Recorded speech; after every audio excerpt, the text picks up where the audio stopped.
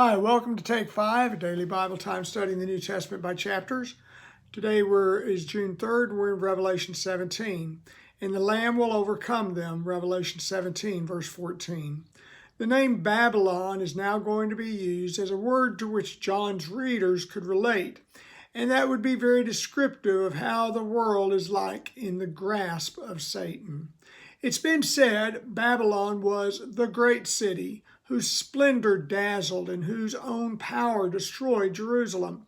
Against Babylon, the voices of the prophets were lifted up. She seemed to them the embodiment of splendid vice and resistless power. And it is explained in the vision that Babylon is no longer the original Babylon, but the power which has taken her place of pride and magnificence, that being Rome.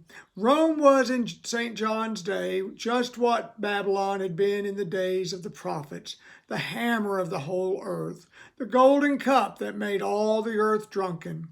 At the same time, the way in which the Evangelist transfers to the Rome of his day, the prophetic language which earlier prophets applied to ancient Babylon, ought to be sufficient to warn us against limited and local interpretations, and is not confined to one age. If we remember this, we shall see that the Babylon of the Apocalypse was undoubtedly pagan Rome, but it cannot be limited to it. With that said, the true Babylon is the epitome of life lived in sin. The name Babylon, remember the Babylonians, was equated in the days of the kingdom of Judah to debauchery. Babylon was the epitome of sin. Sin is what Satan is all about. Babylon represents the devil's authority over this world, defined as the lost. Sin is everywhere and has, in a sense, particular hubs of operation.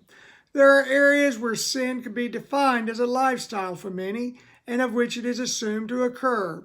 Using the United States as an example, New Orleans could be an easy site to target as an example. Known for its debauchery, particularly during the annual celebration of Mardi Gras, the city is prone to behavior that is degrading to those of Christ. Las Vegas might be a consideration as well, with its catchphrase, "What happens in Vegas stays in Vegas."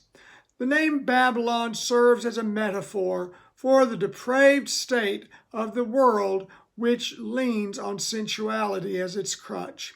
Of course, sensuality is a mirror of self-aggrandizement and the primary interest in pleasing self, which returns to the garden. There's a term that says sex sells, and it proves itself to be true. One article, though, that I read a while back said that advertisement was no longer leaning that way as much because world issues are of more relevance, but primarily because of the ease of getting raw sex now on the internet. No longer is sex as much of a feature that can be used to tantalize its viewers. Sex is simply an online commodity. Babylon is available everywhere, at any hour, and pretty much for all ages to view. The increase in pornography has made dating almost passé. For girls, due to the ease of access guys have to nudity and sex, feel they must make their bodies easily available so to hold a male's attraction.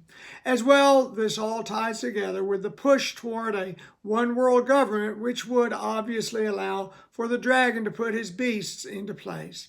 The Babylon mindset still controls merchandising. Everyone wishes to look young, hot, and sexy, and travel. How much travel is based on being able to get away and do whatever one wants. In the end, this will be destroyed, and the ships and merchants will be saddened by it, yet from a distance. For they wish to keep disassociation from sin so that it will, as little as possible, affect their businesses by making them look immoral. Thanks for being here today, and now may God's grace and peace be ours as we seek to live our utmost for His highest. Have a great day. We'll see you tomorrow. Bye now.